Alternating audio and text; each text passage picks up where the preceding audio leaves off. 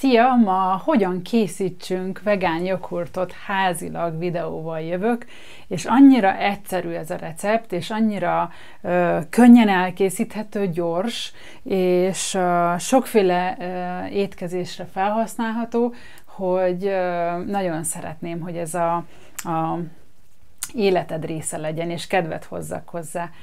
Kriszti vagyok, az életfűszeres. Már is mondom, hogy mikre lesz szükséged egy turmix képre.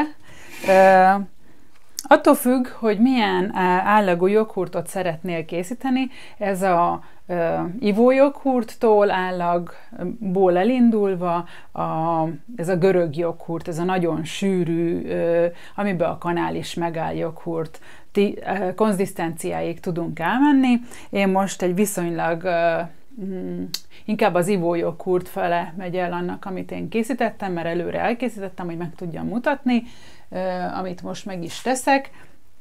Szóval, hogy ő ilyen ivójoghurt állagú, nem, ott lehet látni, hogy így lötyög. De el fogom mondani, hogy mit tud csinálni, hogy sűrűbb legyen. Kell hozzá egy turmix gép, kesüdió, mert ez egy semleges mag, aminek nincsen különösebb intenzív íze, úgyhogy a vegán konyhába, vagy a nyers vegán konyhába is sokat használjuk a kesüdiót. Ehhez az állaghoz, amit most én készítettem, ez a mérő pohár, ez egy fél pohár, és mint láthatjátok, kikészítettem a magot benne, de egyben be is áztattam, mivel be kell áztatni, egy pár órával előtte ezt beáztatjuk, ezt majd le fogjuk szűrni, illetve csak a magra lesz szükség. Bio kókuszjoghurtra lesz szükség, 60-70%-os zsírtartalmú, ezt itt hátul megtaláljátok, az a jó kókuszjoghurt, amelyben semmi más nem található, ezt fogjuk beleönteni a turmix kehelybe, meg a kesüdiót, és össze fogom turmixolni. Úgyhogy most bele is öntöm a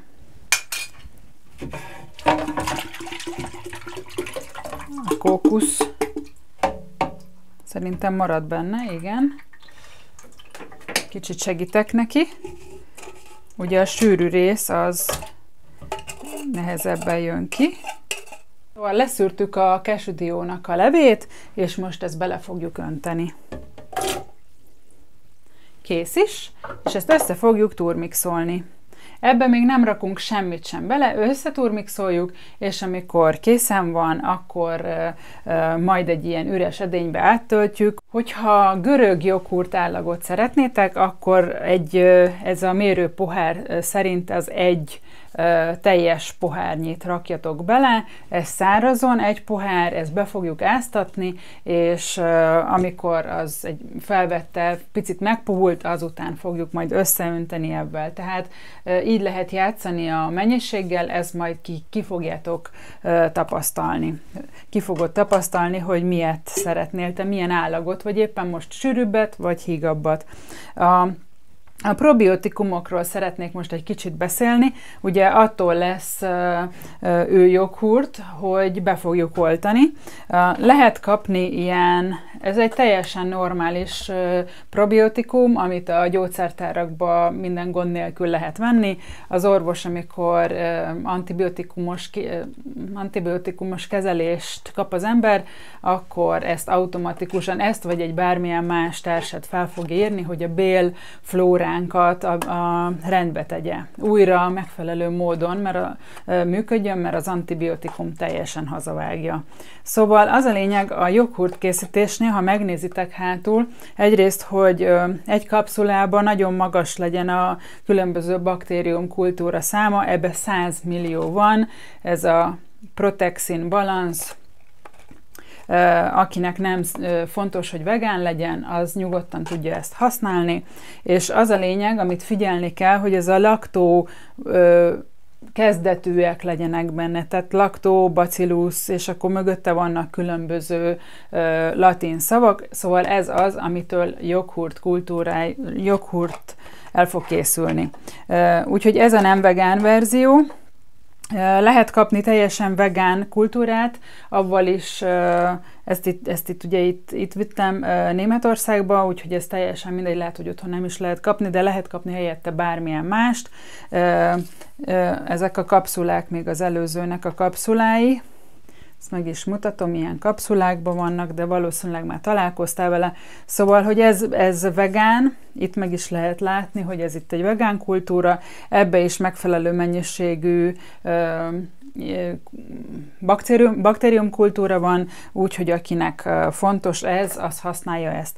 És mondok még egy valamit, hogyha már elkészült az első joghurt, és már jó pár napos, de még nem romlott, akkor ezt ki lehet teríteni egy tányérra, és akár a radiátoron, vagy asszalógépbe, vagy a sütőbe 50 fokra berakni úgy, hogy kicsit kinyitja az ember az ajtót, közé rak egy konyharuhát, vagy egy fakanalat, és akkor megfelelő lesz, az a 40 körüli fok lesz, és akkor teljesen megmaradnak az élő baktériumok, és akkor ha az megszáradt, akkor leszedjük a tányérról, és össze lehet őrölni. Ez látszik itt most, úgyhogy én gyakorlatilag ezt szoktam használni.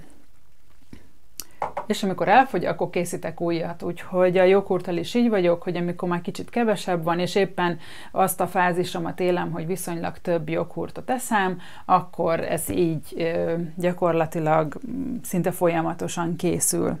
Most megturmixolom a joghurtot, és jövök vissza. Meg is turmixoltam a kis kókuszjoghurtot. Jelen pillanatban ilyen folyós. Ezt én most most belerakjuk a kapszulákat. Most olyat fogok készíteni a példa kedvéért, hogy legyen benne rendes kapszula, úgyhogy belerakom a kapszulát. Ebből én most 2 fogok belerakni, de biztos, ami biztos, az enyémből is teszek bele azért. Csak azért, mert így jobban. Egyébként a kultúrából valószínűleg a vegán konyhába is nyugodtan elmegy ez a fajta, ami nincs ráírva az, hogy vegán. Nem tudom, én ebben ennyire nem vagyok szigorú, úgyhogy teszek ebből is bele, amit én készítettem, meg abból is bele, és akkor biztos, hogy el fog készülni. Erre most még egy kicsit ráturmixolunk. Csak annyit turmixoltunk rá, vagy annyit turmixoltam rá, hogy jól összekeveredjen, és ebbe az edénybe, amit előre ide készítettem, az nagyon fontos tudni, hogy az edények mind legyenek sterilizálva, tehát forró vízzel legyen kimosva, bocsánat. Most nem fogom megkérni az összes bentlévőt, hogy jöjjön ki, hogy ebben ne húzzam az időt, de gyakorlatilag ez itt most el is készült, rárakjuk a kupakot, tehát fedelét, és attól függ, hogy milyen hőmérsékletű a helység, vagy ahol csináljuk. Például nagyon jó ötlet, ha valakinek van joghurtkészítője, akkor érdemes abba belerakni, mivel ez nem fog beleférni. Én azt szoktam csinálni, hogy belerakom ebbe a joghurtkészítő tégelybe, és lefedem, és berakom a sütőt, és a sütőre jelzést teszek, hogy nehogy véletlen be legyen kapcsolva, de mivel a sütőt itt ebbe a lakásba csak én használom, így ezzel én nagyjából tisztában vagyok vele, hogy ne indítsam be. Úgyhogy 24 órát minimum ott bent érlelődik, lehet többet is, így ebben a verzióval én olyan 28 fokot érek el benne a sütőben, a sütő mint egy inkubátor szuperál jelen pillanatban, és látni fogjuk, hogy egyre sűrűsödik.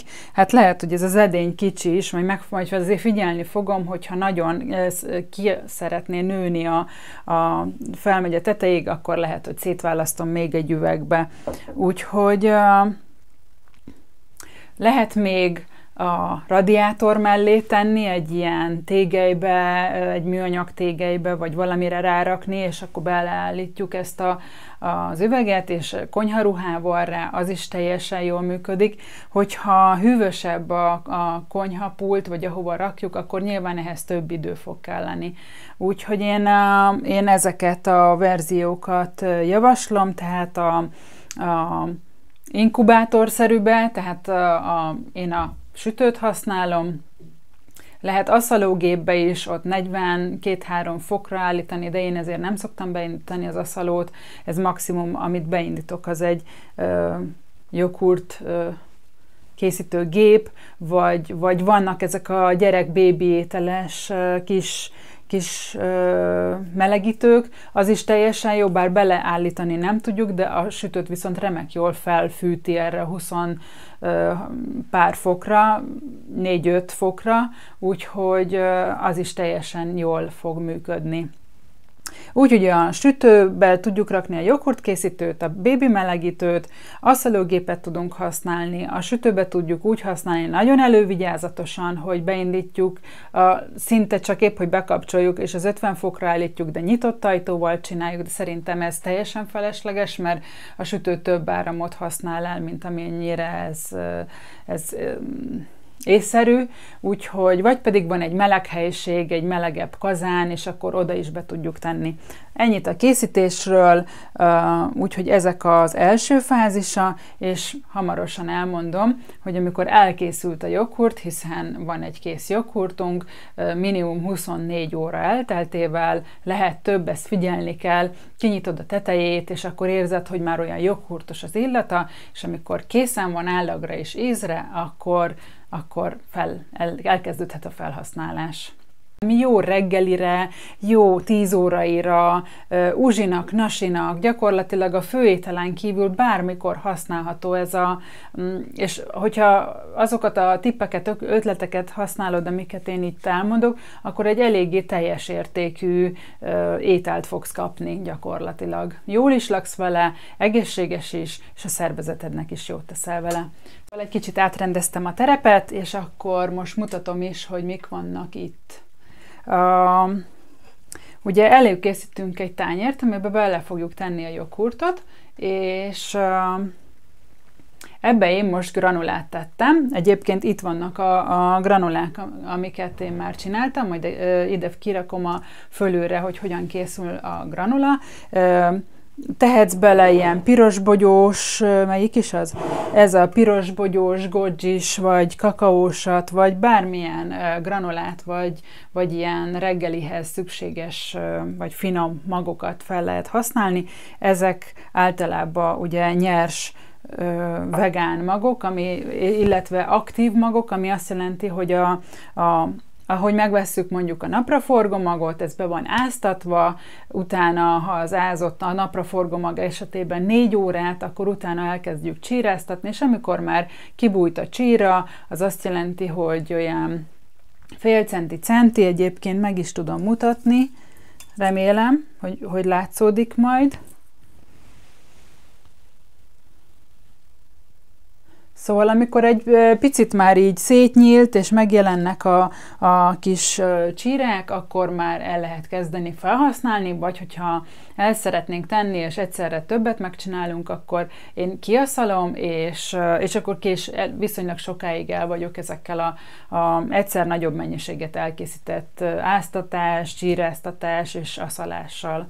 Úgyhogy ezen a tányéron az látszik, hogy ebbe a kanálba, ebbe van mák, lemmag, napraforgó mag, talán így jobban tudom mutatni.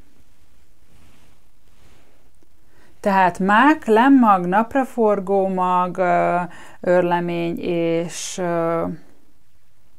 görögszénamag.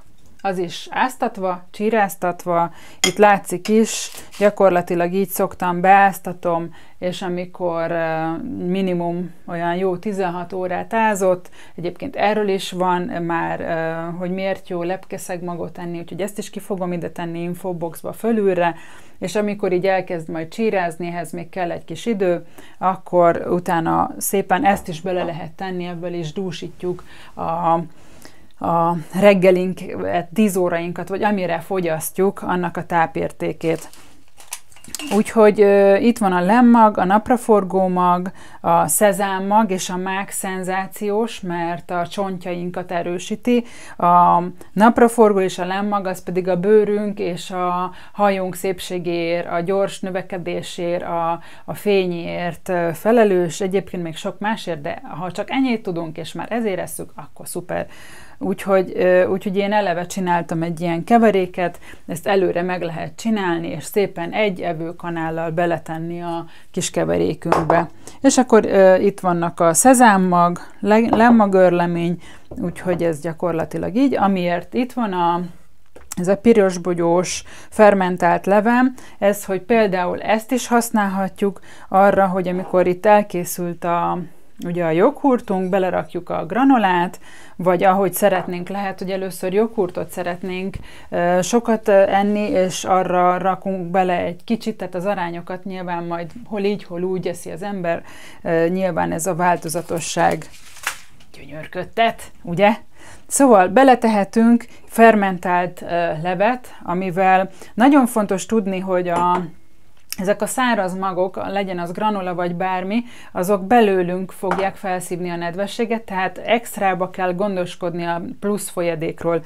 Ezért nagyon jó sok joghurttal, vagy gyümölcs, smoothie-val, zöld turmixal, vagy bármilyen turmixal lenni, és hogyha joghurtba gondolkozunk, akkor a nedvességet a fermentált levünk infoboxba kiteszek, majd egy fermentált gyümölcslékészítést, úgyhogy ez éppen körtés, de ez éppen itt pirosbogyós, bármilyet használhatunk, és akkor összeállítjuk a joghurtot, rárakjuk, már össze is állt egy kicsit, nem szakszerű, elég sűrű azért egyébként, ez megmutatom.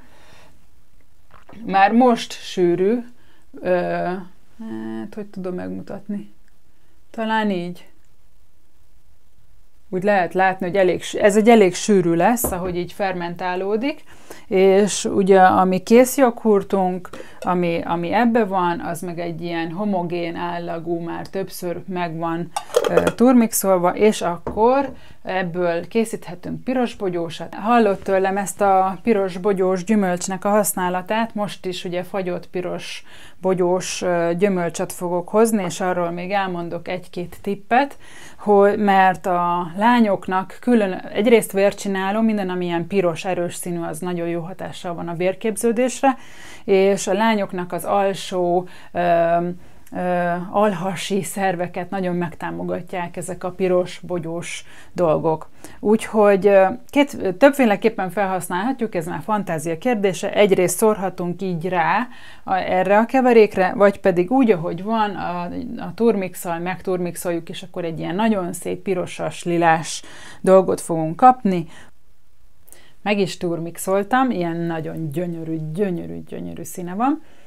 Az illata is isteni, igazi joghurt, igazi gyümölcs joghurt illata van, és ezután fogjuk ízesíteni, ami azt jelenti, hogy ezt közvetlenül már be lehet ízesíteni, én stevia-t használok hozzá, ezzel gyakorlatilag a glikémiás indexe, tehát a cukrosoknak, hogyha valakinek cukor problémája van, azt nem befolyásolja, hogy a stevia-t eszik, illetve ami nagyon fontos, hogy fahéjat vagy mézeskalács fűszerkeveréket tegyetek hozzá általában a gyümölcsös ételekhez, mert hogyha összevesznének a gyümölcsök és esetleg elkezdene elriedni a pocakba, a fahéj az megakadályozza, hogy a fahéj a barátunk. Amúgy is isteni az illata, amúgy is isteni az íze, úgyhogy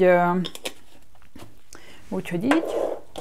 És aki még szeretné, az tudja, ha nem elég savanykás, mondjuk, hogyha nem édesítetted be a fermentált gyümölcslevedet, akkor az alapból savanykás, vagyis hát savanyú. Úgyhogy a teljes cukortartalmat a baktériumok feleszik, és ezért a fermentált levek savanyú ízűek, savanyú és gyümölcsös ízűek. Úgyhogy ezt én itt most beízesítem. Hát ez mindenkinek ízlés szerint, úgyhogy erre nem is mondok receptet, ezt nyilván mindenkinek ki kell tapasztalnia, és akkor innentől kezdve ihatjuk, ehetjük, ráönthetjük a kis gyönyörű, itt is hagytam ilyen kis birosbogyós gyümölcsöket, de ehetjük banántól kezdve mangóval, bármivel. Az a lényeg, hogy szép legyen, finom legyen, és fűszeres is legyen, és az is nagyon fontos, hogy lájkoljátok meg a videót, hogyha tetszik, és iratkozzatok fel, hogy kapjatok róla értesítést, és hogy biztos kapjatok a pici, szürke csengő. Úgyhogy nagyon köszönöm a figyelmet, remélem, hogy tetszett a videó, és értéket tudtam hozni, és hogyha kérdésed van, akkor írd le a videó alá, biztos, hogy fogok rá válaszolni, illetve csodás napot kívánok. Valamit elfelejtettem, de ez most már nem érdekes, úgyhogy sziasztok, szia, legyen csodás napod, Kriszti voltam, az életfűszeres.